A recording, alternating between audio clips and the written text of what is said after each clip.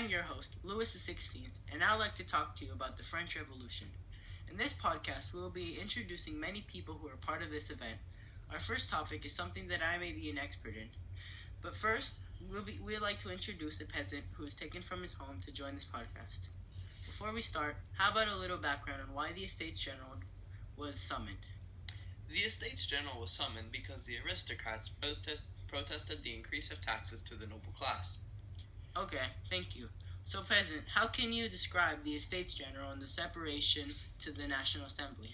I'll have you know, Louis, I was there for weeks on end, and let me tell you, it was crazy. The Estates General is a meeting divided by three estates to decide on one thing. The first estate consists of about 100 Roman Catholic clergies, who are chosen to represent the clergy class. Okay. Tell us about the other two estates. Okay, Louis, I was just getting to that part. The second estate consists of about 400,000 nobles who were chosen as the representatives. The third estate embraced the rest of the population and had as many delegates as two states combined. Now, talk to the National Assembly.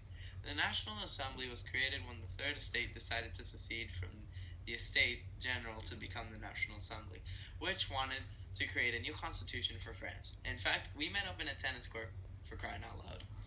Yeah, I know about the National Assembly. I wanted to undo the events. Why don't you tell everyone about the whole Bastille riot incident? Oh, by the way, I need to leave soon. Just a heads up. But Oh yeah, basically, me and many other peasants from the National Assembly stormed into the Bastille Royal Jail and killed many people. We hacked, beheaded, and murdered many people that fateful day. We attacked because we were afraid that you would undo our plans to create a new constitution.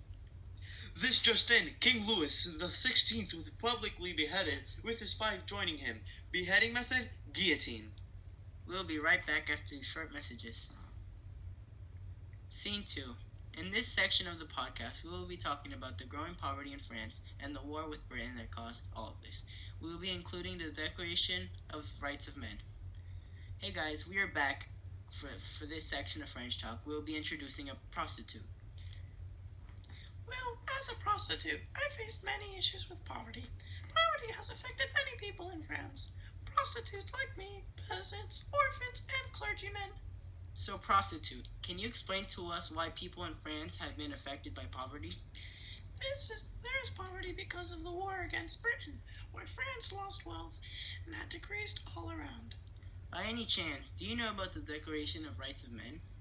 Now that you mention it, I've heard that it proclaimed the equality of men. It declared sovereignty resided in the people and asserted individual rights to liberty, property, and security. I remember through the slogan, liberty, equality, and fraternity. Men were given this proclamation by the National Assembly because they were creating a new constitution. This proclamation changed France by giving every man equality and liberty they deserved. Wow, you knew a lot about the French Revolution, and I thank you for your time on the show.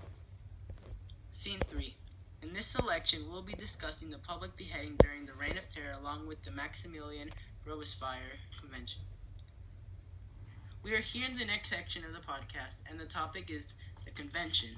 I would like to say that I enjoyed being your ally and partner during the convention. It sure has, Max. Let's talk about the convention and one of the most recent public beheadings. Okay, Jacobin.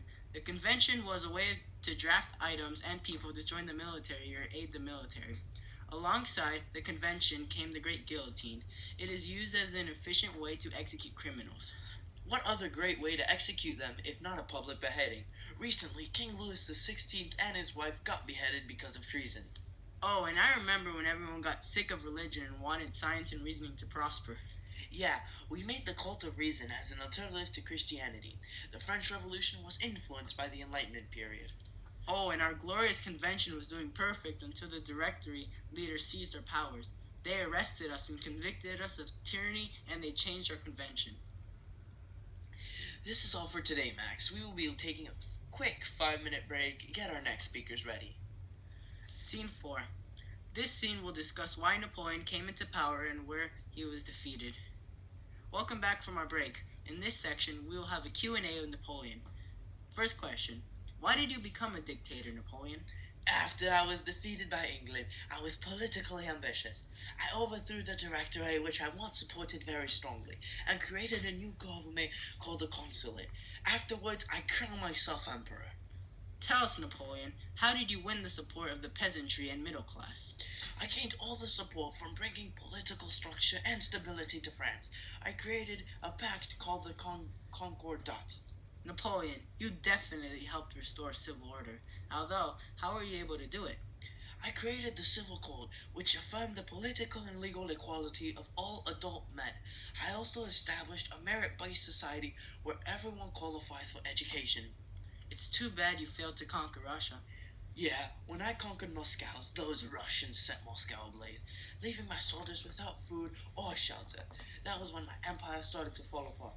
After I became an outcast and came back, I was finally defeated at the Battle of Waterloo. That's where it all ended. Okay, Napoleon is getting emotional, so we'll come back after these short messages. Scene 5. In this final section, women's rights will be finally discussed and improved during this time period. Marie Antoinette will be joining us in this part of the podcast. Hey Marie, can you tell us about women's rights and the revolution in France? Sure, both National Assembly and the Convention brought increased rights to women. It gave education to both boys and girls. It wasn't the same everywhere, though. In some places, the rights stayed the same, and in others, it wasn't affected at all. Wow, thank you Marie for that brief explanation of women's rights during the revolution. Now, thank you for listening to French Talk. If you have any questions or topics you would like to learn, please comment and subscribe. Goodbye.